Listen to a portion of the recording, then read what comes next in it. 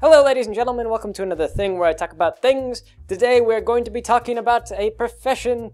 It's not really a very professional profession, although they want you to look professional. They just don't treat you like a professional. Pharmacy work, working as a pharmacy technician. I actually had somebody, they sent me a message, and they wanted to know, what does a pharmacy technician do?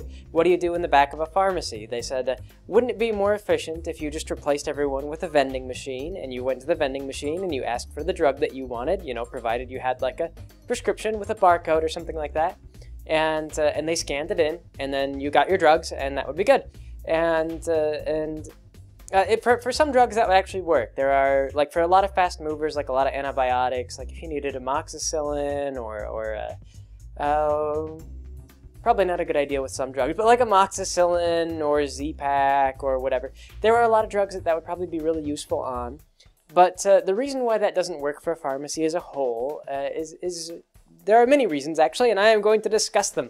Now, I actually take this as a question coming from corporate, maybe. Someone from the corporate offices of CVS, I assume, asked this, because I'm sure that they're trying to figure out how exactly they can replace us all with vending machines.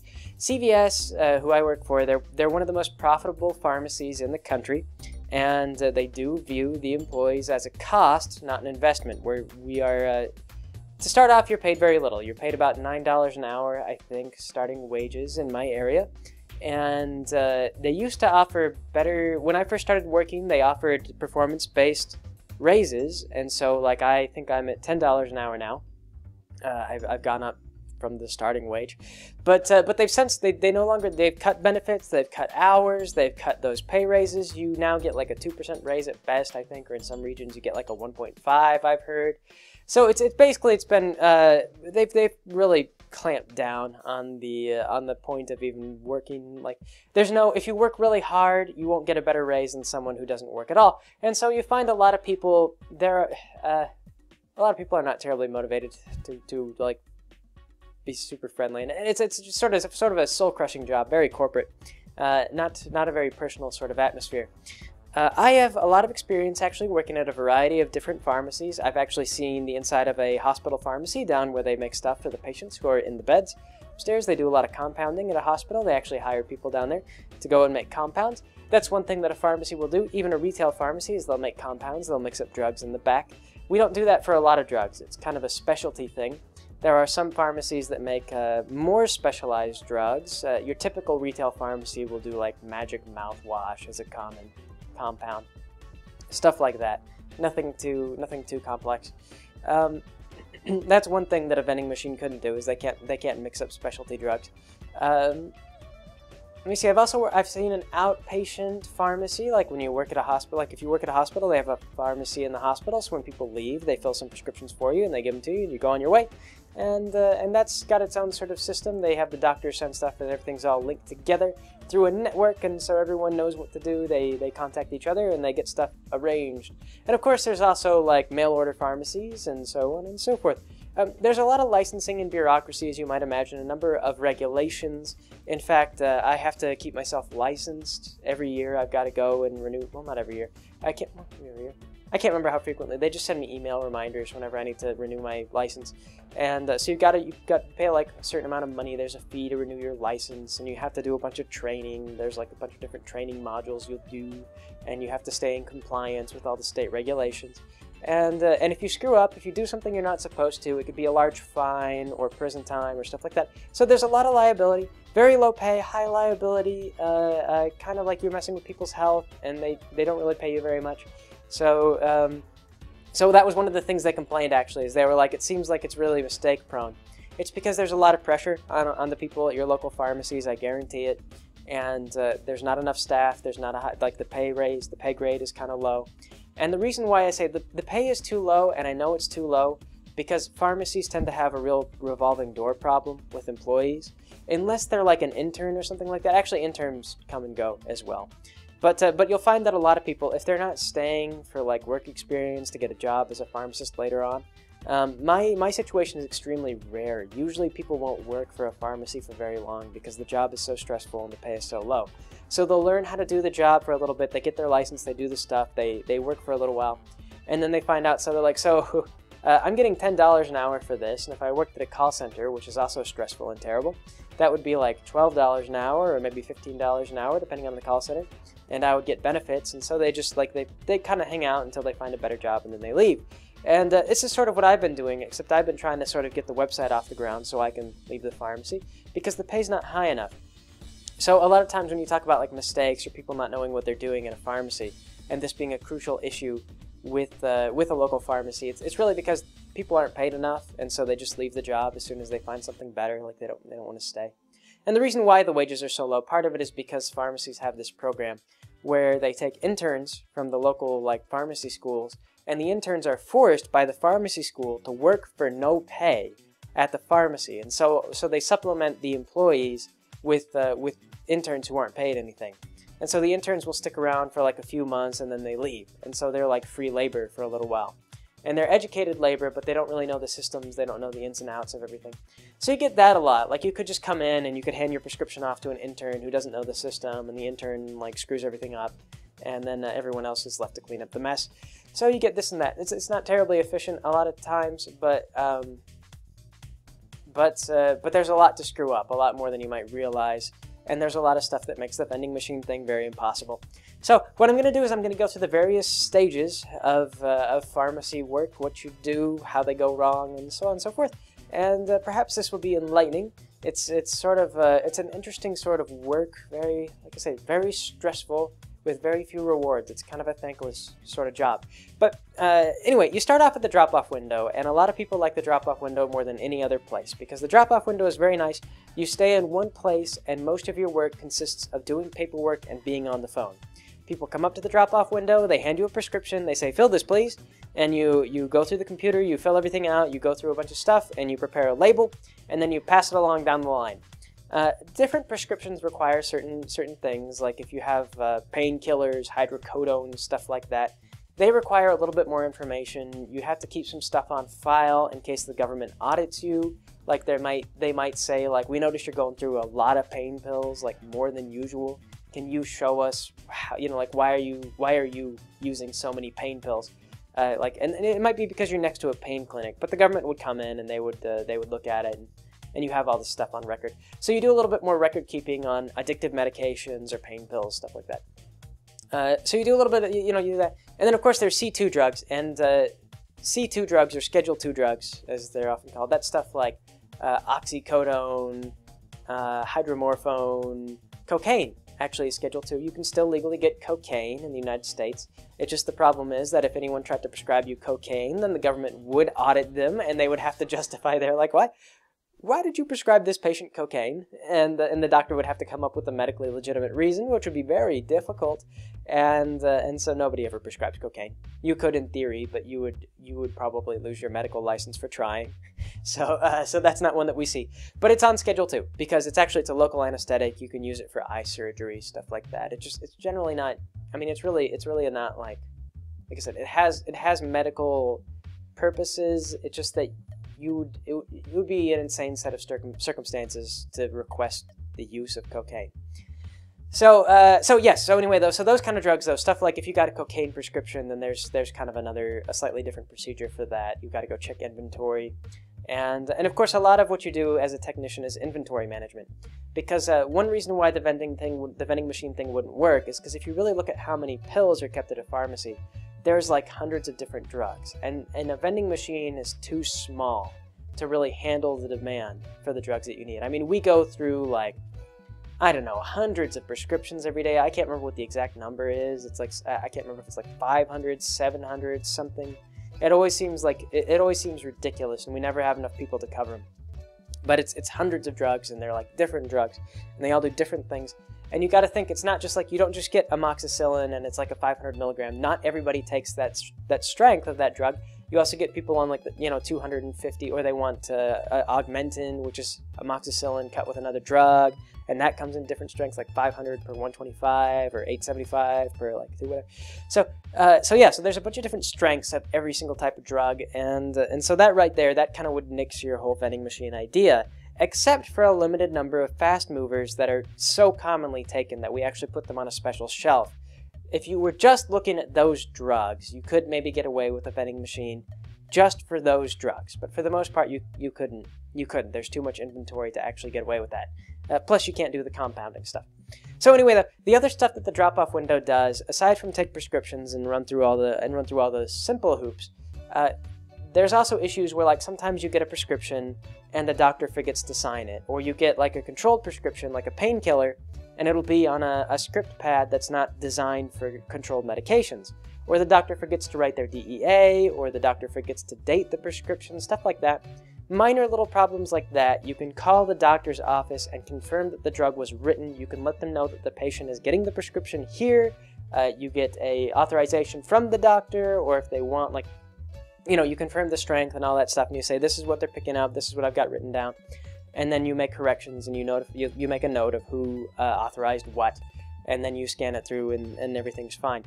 Those are simple, but you set aside, that's a stack of paperwork for, like, doctor calls, where you call the doctor, you leave a message, you wait for them to get back to you. The other thing that you get into is, like, you deal with the insurance. You process, and in America, the insurance system is highly inefficient, it's very expensive, it's got a lot of, like, under-the-table contracting, so you can never really, it's not very reliable. You find that U.S. insurance, it does really a lot of screwing people. It doesn't, like, it's better, I mean, you wouldn't want to, like, get sick with cancer and not have insurance, but as someone else put it, actually, in one of the comments, I've talked about insurance previously. When you buy insurance, you're basically gambling, and you're gambling against the house, and the house always wins.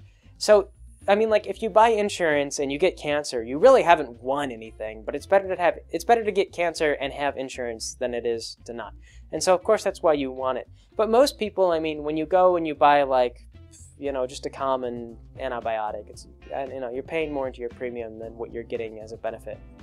Except, insurance has screwed up retail prices so badly that if you tried to get any kind of drug on retail price, most of the time, it's not even worth it. Like, the prices are just stupid inflated, because what the insurance will do is they'll say, like, we're only going to pay 30% on this drug, and so the pharmacy says, oh, okay, well, the retail price is like 3 times what we just said. And then they say, oh, well, then in that case, we're only going to pay 20% of the drug. And so they rise it up a little bit, and they get in these bidding wars. And so it drives up the retail cost of all the drugs.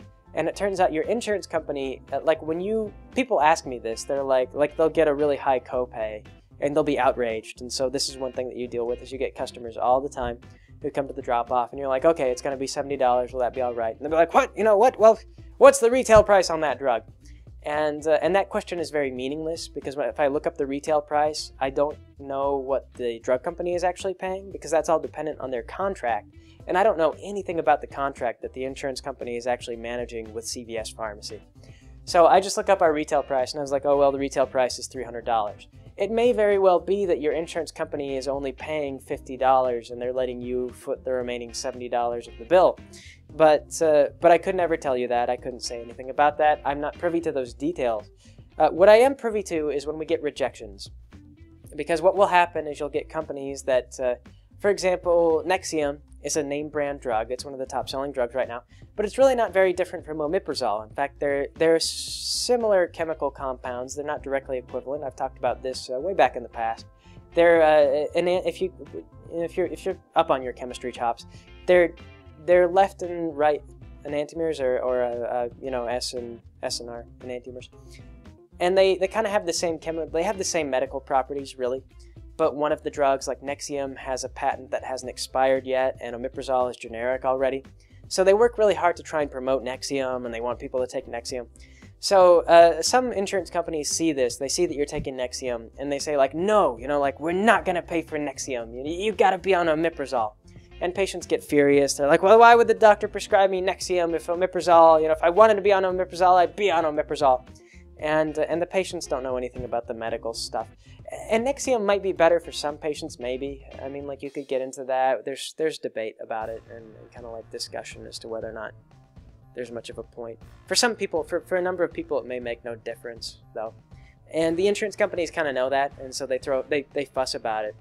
That's when it makes sense. There are other times when the companies that make drugs like Nexium will actually contract with the insurance companies, and the insurance companies will only cover Nexium. So if they get a prescription for omeprazole, they throw a tantrum, and they say, no, only Nexium, you know, have the doctor explain to us why he's trying to prescribe something else. We had this with Lipitor, it was very common. When Lipitor first went generic, we had a lot of insurance plans that would not dispense anything but the name brand because they had contracted with Pfizer, and they had agreed to only buy name brand Lipitor from Pfizer. They would not cover the generic drug. And that went on for a while until the contracts expired, and then people's insurance started to pay for the generic drug exclusively. So you get that. So as you process, it brings up the rejections from your insurance, their temper tantrums. And if you get a temper tantrum related to, like, you know, we call it a prior authorization when they demand verification from the doctor that the drug is necessary. So you fax off paperwork to the doctor, and the doctor gets back to them, and then they review, like, your treatment regimen, and this and that, and they decide based on what you've been taking in the past and what they want you to be on, whether or not they'll cover the drug. It can take about a week to go through. Sometimes it's faster, sometimes it's slower, but we take care of that at the drop-off window. Aside from that, we also manage inventory a bit. If somebody comes in and they're looking for a specialty drug, then someone at the drop-off window will put an order in for the specialty drug. Additionally, when you drop off, some people prefer certain types of brands of drugs. Sometimes because they're crazy, sometimes because they're being practical.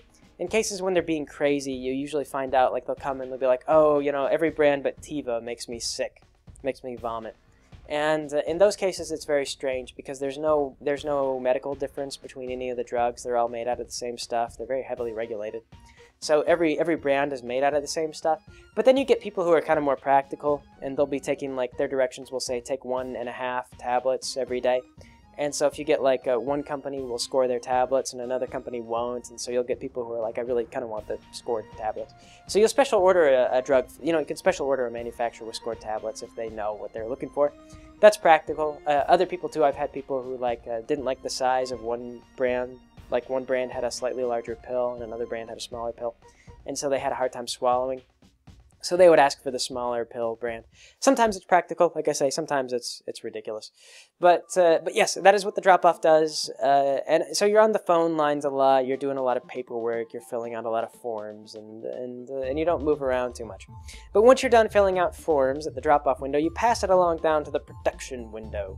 And now the production window, this is where you get everyone who wants a prescription. This stuff shows up in the production window. So they show you, like, oh, you've got 15 pages or whatever, and every page has 15 prescriptions in it, and you're supposed to go through and you fill everything on the screen. And of course, people are adding more prescriptions as you go along, and they tell you when they expect to pick them up and this and that, and also you take phone calls here, and so people will often call you directly, and Drop-off really can't take phone calls most of the time because they're tied up on the line already calling doctors about stuff. So a lot of times the guy at production will handle phone calls from patients. And hopefully, you hope, I get this a lot, you hope that your patient knows the drug that they're looking for, but very commonly you get people who call in and they're like, I need my prescription refilled. And you say, okay, do you have the prescription number? And they say, no. You say, all right, what's the drug? And they say, I don't know. And you say, okay, what's it for? And they're like, I don't know. What do I usually take every month? And so you kind of go through their profile, and you're like, I don't know, are you taking Cymbalta right now? No, my doctor took me off of that. Okay, how about a Torvastatin? Oh, no, I switched over to Simvastatin. Okay, do you want some Simvastatin? I don't see that in your profile. Oh, no, I've got a new prescription for that. Oh, wait, I'll come in. I'll bring the new prescription. Sorry. So you get that. That's like one of those, it's like, sorry. You also get people who get really irate. Sometimes they call in and they expect you to know what they're taking already. And they get mad if you don't. And then you get like then you have to sit through a grilling. The patient will grill you over not knowing what prescriptions they're on. That one I worry about. Patients that do that, those are the kind of people, like, I don't think they realize they're putting themselves at risk in terms of their health. Because we have hundreds and hundreds of patients, and there's no way that we can keep track of everyone. I can see what people have been taking when they ask me to look it up, but we're actually not supposed to keep track of people's medications. In fact, it's sort of a violation of the law. Like if my family uses the pharmacy that I go to because I work there, so they come by every now and then to say hello. But it's actually illegal for me to look up my dad's prescriptions and keep track of what he's taking. So even if my dad came by, if my own father called and said, like, hey Greg, can you fill like all my regular prescriptions?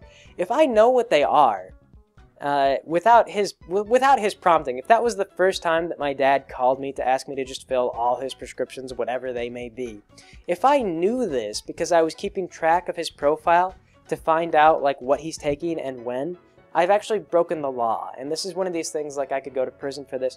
So really, your pharmacy, they're not supposed to be keeping track of your profile beyond what you explicitly ask them to do when you call in. But some people don't realize this. They assume that we're watching everything that they take and we know what they're on and so on and so forth. We're not. Your drugs are your business. It's your privacy. We're not supposed to, we just don't. It's your business. So yes, you do that at production. Aside from that, you also have to worry about every single drug has what's called an NDC. That's a National Drug Code. And so every manufacturer, they have their own number assigned to their drug.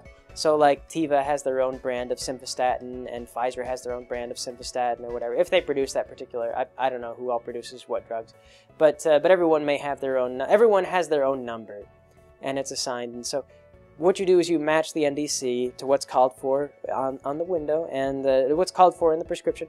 And so if the patient wants a particular brand, then you find the NDC that matches that brand, and then you would scan it in.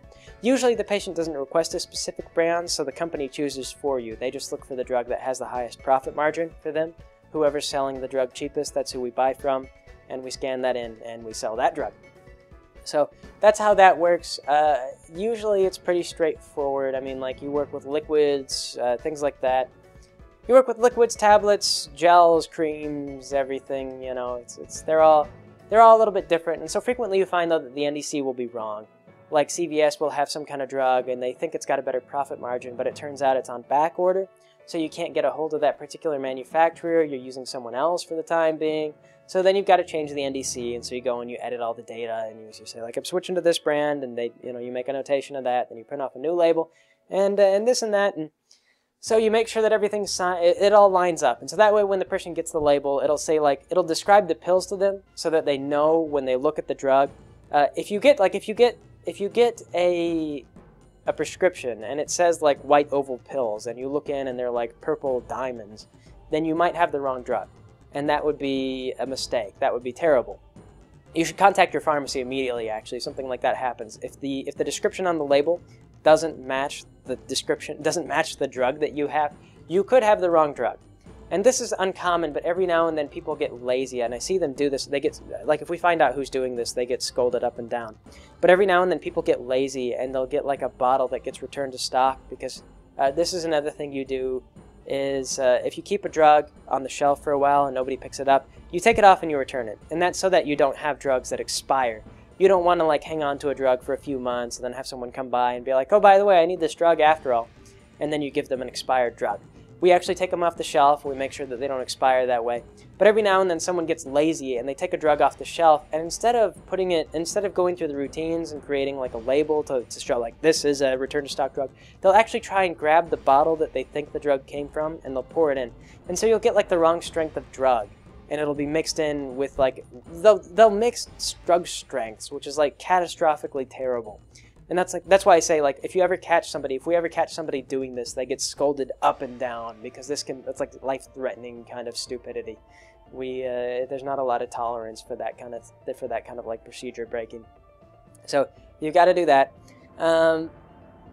Once you're done with that, like, production, because CVS Pharmacy understaffs us a lot, we usually only have, like, one person on production, and then everyone else is assigned to other stations, and then production is supposed to help out when things aren't swamped at the production.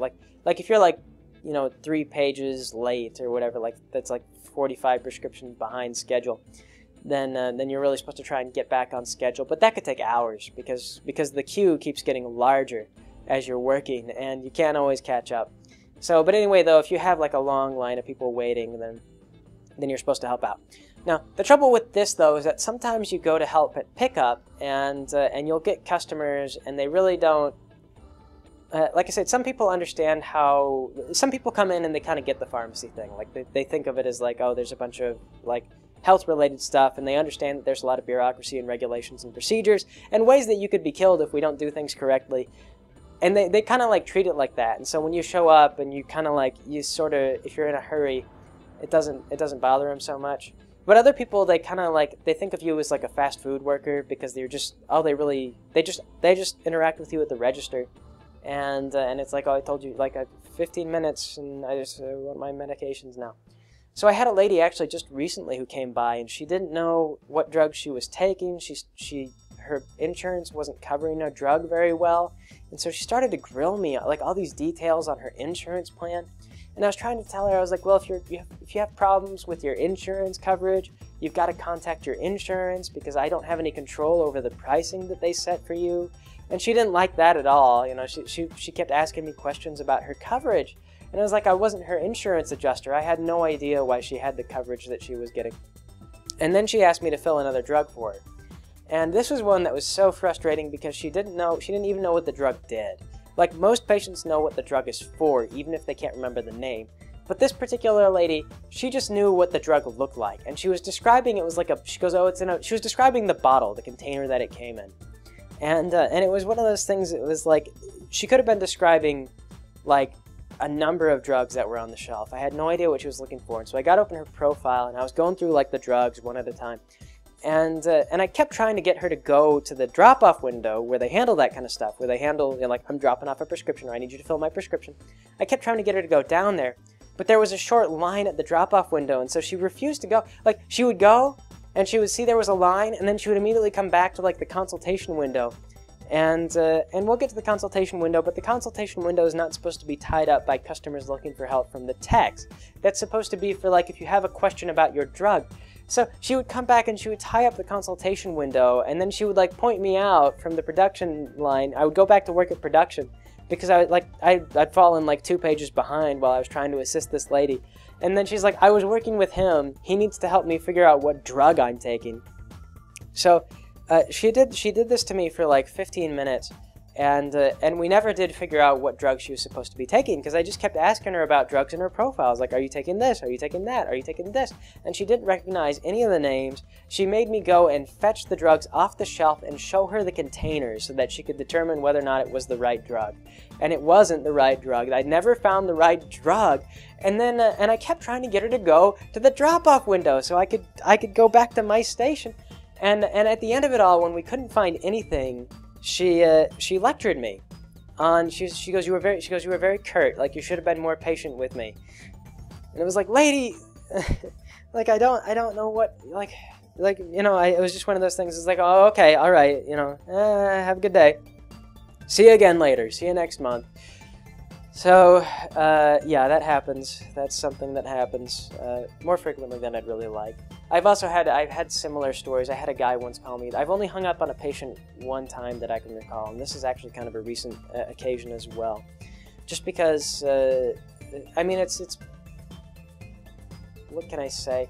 It was one of those things. It's like you get a call. I got a call, and everything was red. Like, we had several pages of late prescriptions. We weren't able to keep up, and there was a long line at the drive-thru. It was getting towards the end of the night, so we were short-staffed. All we had was, like, we had one person and the pharmacist and myself, and, like, we had, like, 5 phone calls at once, and then there was, like, people at the drive-thru window, and, like, the registers were all, like, there were people waiting at the registers.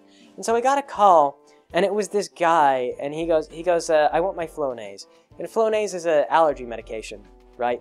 So he goes, I want my Flonase. And I said, okay, all right, I'll put you in for your Flonase. What time would you like to pick up? And he goes, I'm going to be there in 5 minutes. And I told him, I said, sir, we're running really late right now. I said, typically through phone calls, we ask for an hour. If you want to come in an hour, that's when I'll schedule you. But we're running behind, so you might want to come in later than an hour because we may not have it ready in the time that I schedule it for. And he goes, I'm coming in 5 minutes. He goes, I'm not gonna, like, wait for you guys to do it in an hour. And so I told him, I said, well, like, we've got a lot of people in line. I said, I've got to put you in for an hour through the phone line. If you want to come in and let us know that you're here waiting in the store, I can move you up behind everyone else who's waiting in the store. And he goes, I'm going to be there in 5 minutes. He goes, it's just a Flonase prescription. Like, all you have to do is slap a label on it and pass it out here. And I said, sir, there's a bunch of people waiting in the store. Like, we went back and forth like this for a while. And he just kept insisting that it wasn't going to take very long. And it was like he was wasting a whole bunch of my time on the phone. And I kept trying to tell him how he could go through the procedure to get the drug faster. If he would just come in the store and just go to the drop-off window and say, hey, I'm here, move me up, I would have gotten him right after everyone else that was in the store. But he kept fighting with me. And then he started to lecture me on my conduct. He goes, don't raise your voice with me. And he started to get really passive-aggressive. And I didn't really know how to respond to this because I was trying to get him to just follow procedures so that I could get back to work on filling the drugs. Because the longer someone ties you up on the phone like that, the harder it is to actually get the drug filled so that they can shut up and go away, because I really wanted this guy to just shut up and never bother me again, but I couldn't get rid of him. And it was one of those things. He was like, I'm going to be there in 5 minutes. And it wasn't going to be ready in 5 minutes, no matter, even if I moved him up and I put him in the head of the line, it was going to be longer than 5 minutes to get him ready. And it was, because it was just like we were busy. There was too many people waiting on people. And I was, like, one of us was completely incapacitated on the phone. So he started to lecture me. And so I was just frank with him. I said, sir, I just need to get off the phone so I can get back to work. Like, and he goes, and then he started to lecture me about my professionalism. And so I just hung up on him. Which was kind of ironic. He goes, you know, you really need to maintain a more professional conduct. And so I just hung up because, which is not very professional, but it felt like the right thing to do at the time. Really it isn't, though, because he came into the store, and then he bitched me out for hanging up on him, and it was like, you know, I really wasn't in the mood for having that at the time, though. I told him to just suck it up, and then I filled his prescription while I waited. Like, and it's like, and that's one of those things. That's the thing that's so frustrating about working at the pharmacy, is that ultimately it's a service industry. And so even when you get someone like that, they're really, like, the best thing to do is really just to bear through it and deal with it and take the disrespect. Because if I made him wait in line behind, like, because there were people with, like, arthritis picking up pain pills, you know, like somebody was sick at home with, like, you know, like a stomach thing, like they'd gotten a bacterial infection in their gut and they were barfing and had a high fever, and so they're waiting for, like, antibiotics. And this guy comes in looking for his antihistamine nasal spray, and he just wants to be ahead of everybody else. But if you make that guy wait, he throws a tantrum and he's disruptive to all the other customers. So we just moved him up to ahead of everybody. We put him ahead of everybody, and we gave him his drug, and he left. And I was kind of disrespectful with him, which could mean that he never comes back. But if he never comes back, then it might be for the best. It might be for the better. The company would be mad to hear me say that. But honestly, like, when a guy like that comes in and he disrupts the whole process and slows everything down and makes it to where you can't help as many people as quickly, I mean, like, I don't know if it's worth it to keep that patient, or if it's really just like, I just wish like, just go. I would understand if the guy was picking up pain meds, or if he was looking for something, like, really essential, like maybe like a rescue inhaler. I could get that sort of thing. Like, if somebody was like, I'm having an asthma attack right now, can I get my rescue inhaler? I'll speed those up. I can be sympathetic. But when it's like I need a take as needed, you know, nasal spray to kind of help the day less crappy due to allergies, like, you know, people in the store. So yes, that's pharmacy work for you. But anyway, production. So yes, production. You fill out all the stuff. There's like 100,000 different drugs to choose from, and if you don't have it, then you've got to call the patient. You let them know that you don't have the drug, that you're going to order the drug. You check with them to see whether or not they can do without the drug. This is another thing you can do. If you have some of the drug in stock but not enough to fill the whole prescription, you let them know that you've got some of the drug and you could fill it if they want. If they say, yeah, get me a couple pills just to get me through, then you do that for them, and then you finish the drug off later on when you can get some of it ordered in. And so that's what you do with production. After that, you hand it off to the pharmacist, and the pharmacist will look at the drug. They will make sure that that everything that you put in was correct, because sometimes you get stuff like you get a Alex Jones or whatever. And there'll be 2 Alex Joneses in your system, and if the person at drop-off put in for the wrong Alex Jones, then you have problems. You might, like, be committing fraud, because if you get them signed up, but like if someone else's insurance pays for a drug that person's not taking, that's considered fraud. So that's something that could get your pharmacy sued. You don't want that. So the pharmacist checks to make sure that that's not going on. Not to mention, too, you don't want someone's profile showing that they're getting, like, I don't know, like a heroin or something like that. It's not heroin, but, you know, like the methadone, stuff like that, and have that be on their profile. Especially not like, I mean, you imagine like sometimes you get a parent that comes in and they're just like, oh, I'm also looking for my son. I'm looking for prescriptions for my son. So imagine you fill for Alex Jones and he's like underage, and you come out with like methadone, which is to treat like hardcore drug addiction. And then mom's like, what is this? It's like, oh, methadone. You don't want that. You don't want to fill for the wrong patient. That leads to all kinds of trouble. So the pharmacist makes sure that you're not filling for the wrong patient. They double check the date of birth on everything, make sure everything's correct.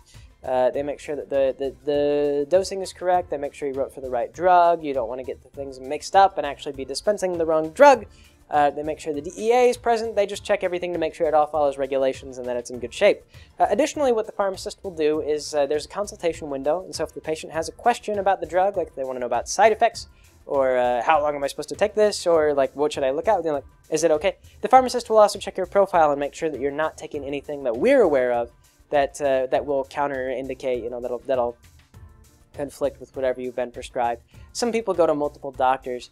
We got this once where we had a guy who went to two different doctors to get like these steroids, and these steroids can actually be kind of dangerous. It's prednisone. And you don't really want to be taking, like, if one doctor's prescribing you like a 20 milligram prednisone prescription and another doctor's prescribing like a 10 milligram prednisone prescription, and you're not taking them correctly, it can be dangerous to your health. I mean, it can really screw you up. So we actually had a guy who was doing this. He was seeing two different doctors and had complained to both of them about this thing that called for prednisone. And he got two different prescriptions that were written in different ways. And then he went and he ordered the wrong one. And so then it became just a big thing. We had to call the guy and say, like, sir, like, you're getting the same medication from two separate doctors, and they appear to not be aware that they're both prescribing the same thing. So can you tell us a little bit about the background of what in the heck you think you're doing, so we can make sure we don't kill you with these prescriptions? So we do that sometimes. The pharmacist does that. They watch out for that kind of stuff. And like I say, also, too, they'll go, if you have any questions, they'll go and they'll talk to you about the drugs, or they could help you find over-the-counter remedies for minor things. We sometimes get people who come in and they'll have, like, rashes. Because here in the States, if you have crappy insurance or you don't have insurance at all, seeing a doctor can be expensive. So we get a lot of people who come in and they'll have, like, a rash, and then they'll show the pharmacist the rash. And you're really not supposed to do this, because if you have, like, something that needs a prescription medication, the pharmacist cannot help you. It doesn't, like, there's nothing they can do. They can't prescribe medication for you. They can tell you to see a doctor, but we get people who do that all the time as they come in and they're like, I've got this rash, like, should I see a doctor? And the pharmacist sometimes will say, yes, you should see a doctor about that rash. Other times they say, like, sometimes they don't know. I mean, sometimes it'll be something, pharmacists are not, like, they're not clinical physicians. They're not really... They keep track of diseases, like common diseases, but they're not really trained to diagnose and treat illnesses. That's why they can't write you a prescription. Because maybe they don't recognize the fungal infection, but your doctor would. And so you get that kind of thing. It's like the pharmacist isn't guaranteed to know what he's looking at. He could look into it, and he might know, like, he would understand the biology behind it if you needed to check it out. But there's no guarantee that they'll know. If it's something really really mild, though, if they recognize it as like, oh, that's poison ivy, then they can direct you to a poison ivy treatment. And yes, so that occurs. I believe that whole thing where people come in to, like, get free medical advice, that's actually what prompted the creation of the Minute Clinic, which is where you can go in and talk to an actual nurse, and she can identify stuff that's wrong with you and actually write you a prescription, which you can then take to the pharmacy, and then we will fill the prescription. So yeah, that's what the pharmacist does. Again, you can't do that with a vending machine. It would not work. And then finally, there is the pickup section. That's where you go, and this requires the least amount of technical knowledge, but also a great deal of patience, because that's where people tend to find out. Got a yawn. Maybe it's gone. Okay, anyway, that's where people find out what the prices are on things more commonly. I mean, a lot of times they drop stuff off and they're on the run, so they'll run off before they get the pricing on stuff, or they'll call in, or we have an automated system that fills stuff without their permission. CVS loves that system. A lot of customers hate it. What the automated system is, it's called ReadyFill. And what it does is, like, every single step of the process, CVS keeps, like, notifying you. They're like, this patient could be filling this drug automatically. Would the patient like to fill this drug automatically? And you continually tell it no, because a lot of times, unless the patient wants ReadyFill, a lot of times they don't want the drug filled, like, every single month. They're taking it in a specific way. You get that with, like, nasal sprays that have, like, take as needed directions, so the patient is taking it really inconsistently. And CVS is like, fill this every single month, because we'll make more money that way. Drives the patients up the wall. We call them at home. We're like, hello. We do telemarketing. That's another thing we do. We didn't used to do this, but CVS wanted to make more money, so they make us do telemarketing now. They figured that we weren't working hard enough for how little they're paying us. So what they do now is they have this list of people, and you're supposed to call them at home and ask them to fill prescriptions that they haven't been taking. And sometimes you find out that they aren't taking them because they're not supposed to take them. Other times they're old people and they get confused. And so you call them and you're like, I don't know, are you taking this drug? And they're like, oh, I don't know, you better fill it anyway. That's what CVS is counting on. They're hoping to get that kind of thing. I think they're trying to snag people. They have all kinds of altruism behind it, but honestly, I believe they're just trying to trick old people sometimes.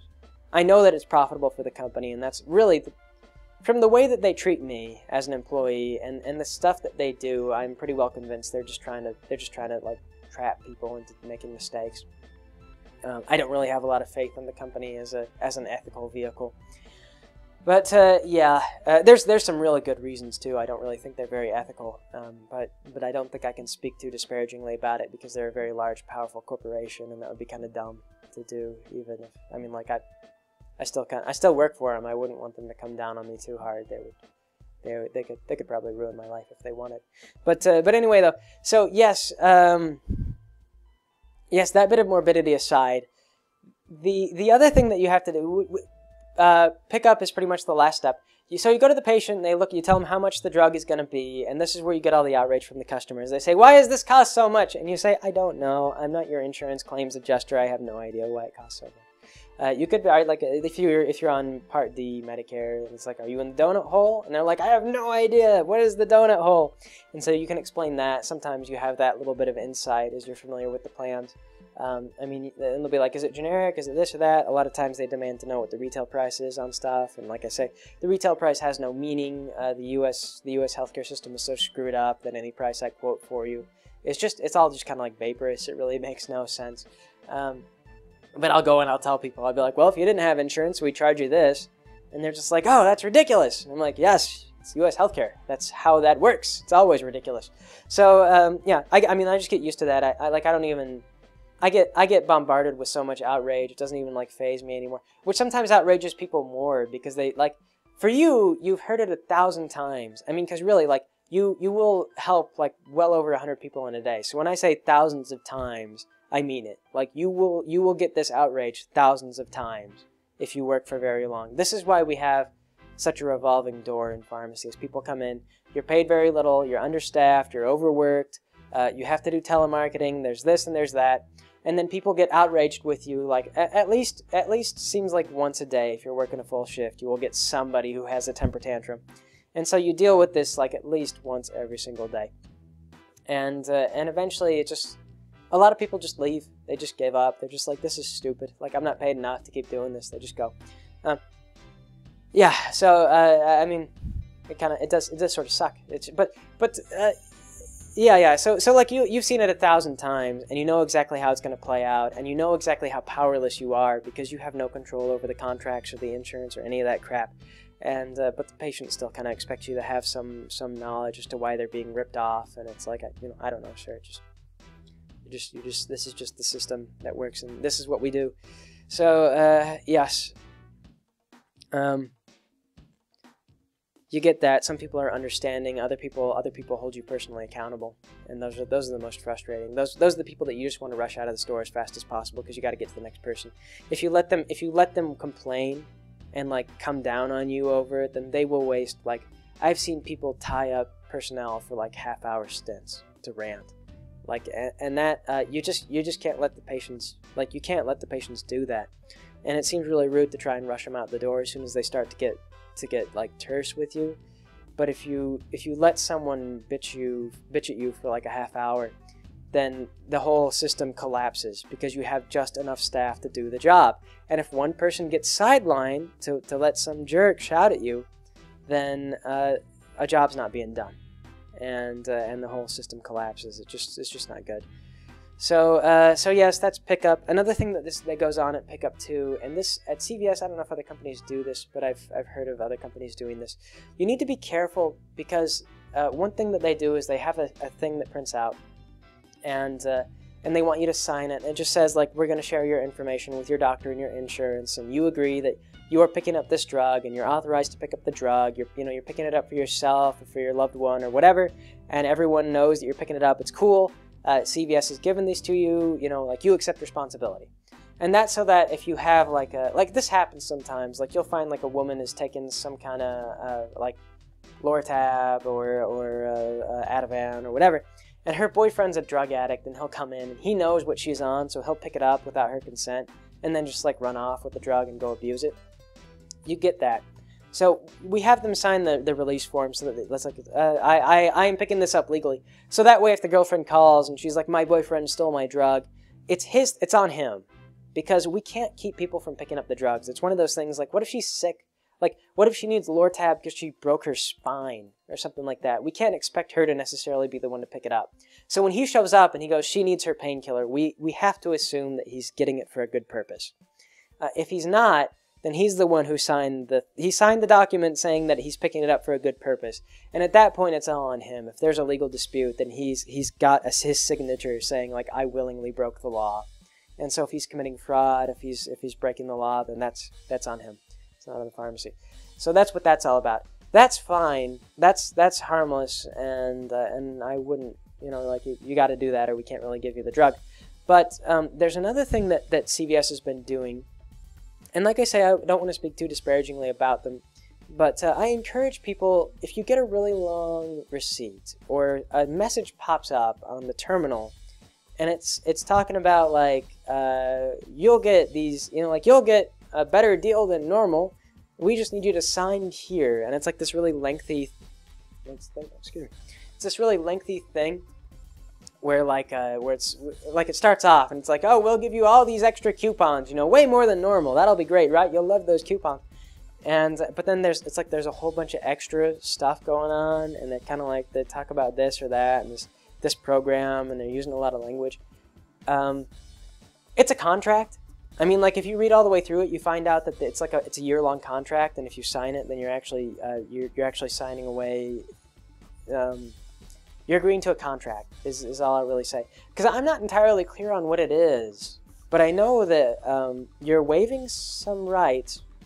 And they tell you, they try to reassure you. They're like, all you have to do is waive your rights, and of course you'll be protected by consumer protection laws and this and that, and we won't do anything too terrible. But like I say, I'm not really sure what they're doing. Maybe they're using it for marketing, maybe they're doing this, maybe they're doing that. But you are waiving your rights so that they can do stuff with your personal information. And like I said, I'm not really clear on what it is that they're doing. And if you so that's why I say just make sure that you don't if you get a contract printed on a receipt and you sign it, yeah, just be aware that if they say it's a year-long contract, if they say it's a year thing, then it's a contract. Some people, they don't know what they're signing. They don't realize it's a contract. They think it's another routine deal. And I believe that CVS is hoping that people will think it's one of the routine liability waivers, but it's really not. You're giving them something in exchange for something, and you agree to have this exchange go on for 1 full year. So just be aware of that. Never sign anything. If you're ever concerned about something that gets printed off at a pharmacy that they make you sign for, make sure that you read, ask, and if the person that you're getting if the technician doesn't know, then read it really carefully, because it might not be what you think it is. So like I say, that's one of the reasons I say I don't feel like the company is really terribly ethical, but I'm sure it's legal because they have corporate lawyers, and I'm sure that like I say, I'm sure that they can get away with it if you really got down, and I doubt that they're going to do anything that you would notice, because if they did, they would get into all kinds of trouble. But it's just like I say, one of those things, if you're not comfortable with stuff, then that happens at pickup. So I get questions about that a lot too. That's why I bring it up, is because as it is, I actually quit asking patients to sign those contracts, because one thing that happened was I had a patient agree to the contract once. I explained to him, I was like, well, it says that if you agree to let CVS, if you agree to waive your privacy rights to CVS, they'll share your information with people in this program, and including your name and address and email address and stuff like that. And but then you'll get coupons, and so if you're cool with that, then you can sign the contract. And so she wasn't paying attention, and she goes, yeah, okay, sure. And so I hit the button. She was at the drive-thru. I hit the button that said, okay, patient agrees. And then she got the contract to sign, and then she read it. And that's when she caught the whole thing about you're waiving your rights to your privacy. And she goes, she goes, I'm doing what? And I go, well, like, if you waive your rights to privacy, you'll get your coupons. And she goes, no, don't do this. And at that point, I discovered there was no way to undo the acceptance, as far as I could tell on the computer. I avoided the transaction in the hopes that maybe that would do it. But I never got a confirmation one way or the other whether or not corporate took that as an affirmed contract. We're supposed to keep a hard copy, a physical copy of that contract on file. But like I said, I don't know. It could have just been sent away electronically, and I have no clue. So I eventually just quit asking about it because I'm not sure. I mean, when it pops up, when it comes up on the electronic terminal, I can do nothing but let the patient, read on their own. But when it prints off at drive-through, it's sort of like I don't want to ask the patient and then have them agree, and then have them change their mind and not sign the contract, and oops, too late. I already told corporate it was fine to take your personal information. So I kind of don't ask people at drive-thru anymore if they want to sign those contracts, because apparently I can't take it back if they change their mind in the process. Or you just have to wait for them to sign it, I suppose. But like I said, it just seems really it's just sort of a scary thing. I don't know. Don't sign stuff at the pharmacies anymore unless you read it. So, yeah, so that's what goes on at the pharmacy. You can't do all that stuff through a vending machine. The vending machine might be a little bit more ethical sometimes, but it's only a time till technology catches up to the way that we can take advantage of people. And then we can have robots that will swindle you and not even have any ethical scruples about it. I don't know, it's weird. That contract thing is just so weird. I know a lot of my coworkers don't even know. They've never actually read the contracts. They just hand the contract off to the patient. This is what's really terrible, is when my coworkers just hand the contract to the patient, and the patient just signs it without even, like, because they just assume, they're like, oh, it's another one of these routine signature things, and they just sign away their personal health information. So, that happens. Yeah, but anyway, though, so, yes, like I say, it's probably all legal. I don't imagine that I'm sure that they consulted with their lawyers as to whether or not they could do that. But I don't know, it personally makes me nervous. So, yeah, I would like to never work for... I would like to quit working for that company. But I'm getting there. I'm getting real close. Pretty soon I'll be able to... I mean, like, we're starting to do well enough, through Patreon especially, that I might be able to stop the pharmacy stuff and then just work on my own. And I can focus on my own ethics and whether or not I'm following the law on my own time. And like I say, perhaps don't... Like I say, I don't know for sure what the contracts do exactly. I don't know what they do with that information. Could very well be harmless. It looks to me just like data mining, like the kind of stuff that they do on Facebook or through Google Plus or anything else. I don't know that it's probably not hurting anybody. I haven't even heard any patients complain about it, which is why I say they're probably not really doing anything with it. But I just don't know what they're doing with it. So yeah. But anyway, that is pharmacy work. That is how that stuff goes. Tons of regulatory stuff. I have to keep up on all kinds of things. They occasionally remind me too. I hope that they occasionally threaten us with, like, if you do anything wrong, there will be lawsuits. So yeah. But it's not worth the pay. I personally don't recommend it. I mean, like, if you're cool with $9 an hour to do all that stuff that I just described, then have at. But personally, I feel like it's nowhere near worth the pay. It's actually kind of ridiculous. So yeah. But anyway, that's it for that. I will catch you guys later.